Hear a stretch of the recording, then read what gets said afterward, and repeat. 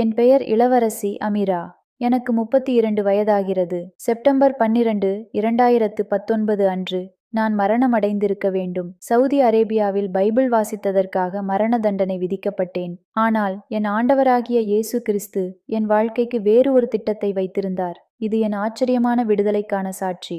நான் 1992 சவுதி அரச குடும்பத்தில் பிறந்தேன். என் அரண்மனை 50 ஏக்கரில் விரிந்திருந்தது. இத்தாலிய பளிங்குத் தளங்கள், தங்கத்தட்டுகள், பணிப்பெண்கள் என் ஒவ்வொரு தேவைக்கும் பணிவிடை செய்தார்கள். ஆனால் ஒன்றைச் சொல்கிறேன், தங்க கூண்டுகள், இன்னமும் கூண்டுகளே.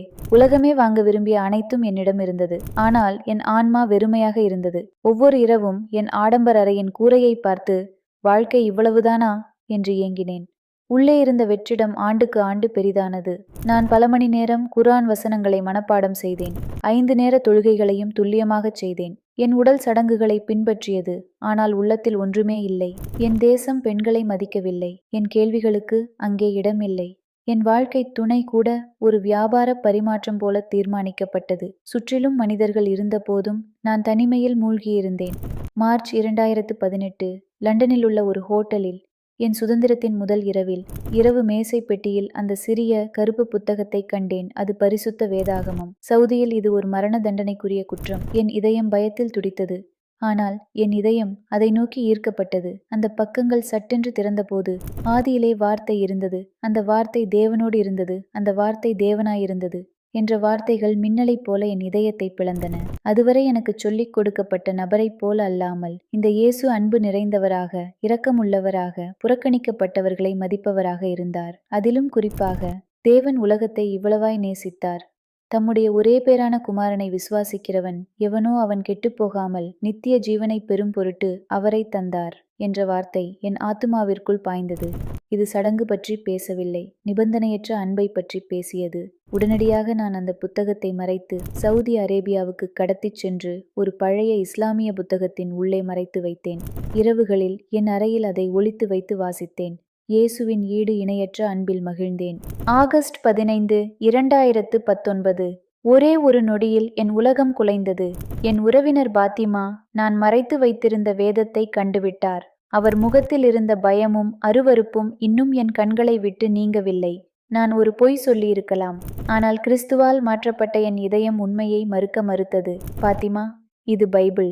இதுதான் தேவனுடைய அன்பை பற்றி எனக்கு தெரிவுபடுத்தியது என்று அமைதியாகச் சொன்னேன். 2 மணி நேரத்திற்குள் என் தந்தை வெறிபிடித்த கோபத்துடன் என் அறையில் நுழைந்தார். இந்த புத்தகத்தை எரித்துவிடு. நீ தற்காலிகமாக பிசாசின் ஆவிகளால் பிடிபட்டதாகச் சொல்லி இந்த அவமானத்திலிருந்து குடும்பத்தை காப்பாற்றலாம் என்று கட்டளையிட்டார். நான் படுக்கையில் இருந்த பைபிளை பார்த்தேன். அந்த ஒவ்வொரு வார்த்தையும், இயேசுவுக்கு நான் இரவில் சொன்ன ஒவ்வொரு ஜெபமும் நினைவுக்கு வந்தது. நான் சத்தியத்தை மறுக்க முடியாது. இயேசு கிறிஸ்து என் கர்த்தரும் இரட்சகருமாயிருக்கிறார் என்று அறிவித்தேன். என் மாமா என் கன்னத்தில் அறைந்ததில் நான் கீழே விழுந்தேன். என் தாயார் என்னை பார்க்காமல் திரும்பிச் சென்றார். என் பெற்றோர் என்னை கைவிட்டனர். சூரிய அஸ்தமனத்திற்கு முன் மத காவல்துறையினரால் என் அரச ஆடைகள் அகற்றப்பட்டு சிறை சீருடை அணிவிக்கப்பட்டது. இளவரசி அமீரா என்ற பதவி பறிபோனது. நான் இப்போது விசுவாச துரோகியாக மரணத்தை எதிர்நோக்கிய கைதி எண் 4, 1758 என்ற எண் கொடுக்கப்பட்டது. 3 வாரங்களுக்குப் பிறகு நான் சங்கிலியிடப்பட்டு இஸ்லாமிய நீதிமன்றத்தின் முன் நின்றேன். நீதிபதி இறுதியாக கேட்டார், உன் விசுவாசத்தை மறுத்து இஸ்லாமிய உண்மை மார்க்கத்திற்கு திரும்பி விடுவாயா? இதுவே உனக்கு கடைசி வாய்ப்பு. அந்த அமைதியில் என் தாயின் விம்மும் சத்தம் கேட்டது. என் உயிரை காப்பாற்றிக் கொள்ள, என் அரச குடும்ப பதவியை திரும்பப் பெற ஒரே ஒரு வார்த்தை போதும். என் இதயத்திற்குள் பார்த்தேன். என் பாவங்களுக்காக சிலுவையில் மரித்த இயேசுவை நான் மறுதலிக்க முடியுமா? முடியாது. என் குரல் தெளிவாகவும் உறுதியாகவும் ஒலித்தது. நான் ஒருபோதும் இயேசு கிறிஸ்துவை மறுதலிக்க மாட்டேன். அவர் என் ஆண்டவர் மற்றும் இரட்சகர். பொய்யானவளாக வாழ்வதை விட கிறிஸ்தவளாக மரிப்பதையே நான் விரும்புகிறேன். இடி விழுந்தது போல தீர்ப்பு வந்தது. செப்டம்பர் 12, 2019 அன்று தலை துண்டிக்கப்பட்டு மரண தண்டனை. அன்றிரவு செப்டம்பர் 11, 2019 என் படுக்கையில் படுத்திருந்தேன். அதிகாலை 12 மணிக்குப் பிறகு நான் மரணத்தை சந்திக்க வேண்டும். நான் விழித்திருந்து ஜெபித்தேன். என் பயம், என் ஏக்கம், என் நன்றியுணர்வு அனைத்தையும் இயேசுவிடம் ஊற்றினேன். இயேசுவே, நீர் உண்மையானால், நீர் என்னை நேசிக்கிறீர் என்றால், நான் உமக்காக மரிக்கப் போகிறேன் என்பதை எனக்கு காட்டுங்கள். நீர் என்னோடு இருக்கிறீர் என்பதை எனக்கு உணர்த்தும் என்று கேட்டேன். சரியாக அதிகாலை 3:33 அனைத்தும் மாறியது. என் இருண்ட சிறை அறைக்குள் மத்தியான சூரியனை விட பிரகாசமான, இதமான, அன்பான வெளிச்சம் நிரம்பியது. அப்போது நான் அவரைக் கண்டேன். இயேசு பிரகாசமான வெள்ளை அங்கியில் என் முன் நின்றிருந்தார்.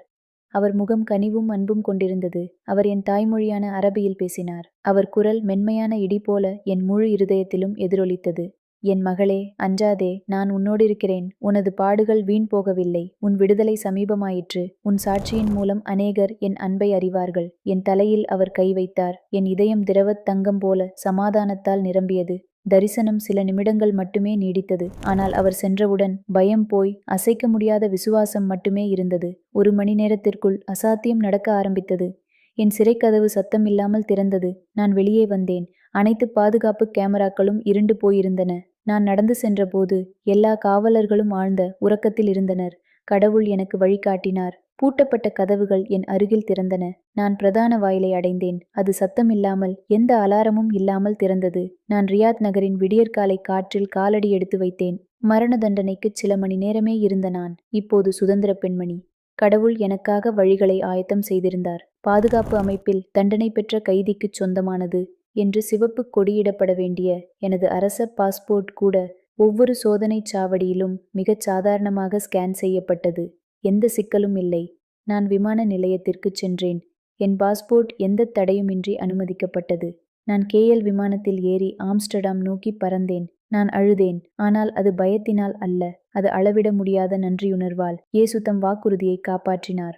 12 மணி நேரம் கழித்து ஆம்ஸ்டர்டாமில் தரையிறங்கிய போது அந்நிய மண்ணில் முழங்காலிட்டு உயிருடன் இருப்பதற்கு கண்ணீரோடு நன்றி சொன்னேன். 3 மாதங்களுக்குப் பிறகு நான் ஒரு ஞானஸ்நான தொட்டிக்குள் நின்றேன். பாஸ்டர் என் கையை பிடித்து கொண்டு, இளவரசி அமிரா, இயேசு கிறிஸ்துவை உங்கள் கர்த்தரும் இரட்சகராகவும் ஏற்றுக்கொள்கிறீர்களா என்று கேட்டார். என் குரல் தெளிவாக ஒலித்தது. ஆம், நான் ஏற்றுக்கொள்கிறேன். நான் தண்ணீரிலிருந்து சிரிப்போடும் ஆனந்த கண்ணீரோடும் எழும்பிய போது பயத்திலும் வெறுமையிலும் வாழ்ந்த இளவரசி அமிரா இறந்து போனாள். நான் ராஜாதி ராஜாவின் குமாரத்தியாக புதிதாய் பிறந்தேன். என் குடும்பம் என்னை ஒதுக்கியது. என் சகோதர சகோதரிகள் என் பெயரை பேசவும் தடை விதிக்கப்பட்டது. என் பெற்றோர் எனக்கு ஒரு சவ அடக்கச் சடங்கை நடத்தி ஒரு கல்லறையில் என் பெயரை எழுதினர். நான் குடும்பத்துக்கு இறந்தவள் ஆனேன். ஆனால் நான் ஒன்றை கற்றுக்கொண்டேன். கிறிஸ்துவுக்காக நீங்கள் எல்லாவற்றையும் இழக்கும்போது உண்மையான சந்தோஷத்தை தடுத்து வைத்திருந்த எல்லாவற்றையும் நீங்கள் நன்மை என்பதை உணருவீர்கள். நான் இப்போது வேதாகமக் கல்லூரியில் படித்து உலகம் முழுவதும் என் சாட்சியை பகிர்ந்து கொள்கிறேன். துன்புறுத்தப்பட்ட விசுவாசிகள் இஸ்லாமிய நாடுகளிலிருந்து தப்பிக்க உதவுவதற்காக நான் இரகசிய வலையமைப்புகளுடன் பணிபுரிகிறேன். நான் 37 விசுவாசிகளுக்கு மேல் விடுதலை அடைய உதவியுள்ளேன். ஒவ்வொரு வெற்றியும் நான் எனக்காக மட்டுமல்ல, மற்றவர்களை காப்பாற்றவும் வைக்கப்பட்டேன் என்பதை நினைவூட்டுகிறது. இன்று இந்த சாட்சியை கேட்டுக்கொண்டிருக்கும் நீங்கள், நான் உங்களிடம் கேட்கிறேன், இயேசு இன்றும் அற்புதங்களைச் செய்கிறார் என்று நம்புகிறீர்களா? தேவன் சவுதி அரேபியாவின் மரண தண்டனையிலிருந்து ஒரு இளவரசியை விடுவிக்க முடியுமானால், நீங்கள் இன்று எதிர்கொள்ளும் எந்த ஒரு அசாத்தியமான சூழ்நிலையையும் அவரால் நிச்சயம் கையாள முடியும். உங்கள் நற்பெயரை விட மதிப்புள்ளவரா? உங்கள் முழு வாழ்க்கையை விட அவர் மதிப்புள்ளவரா?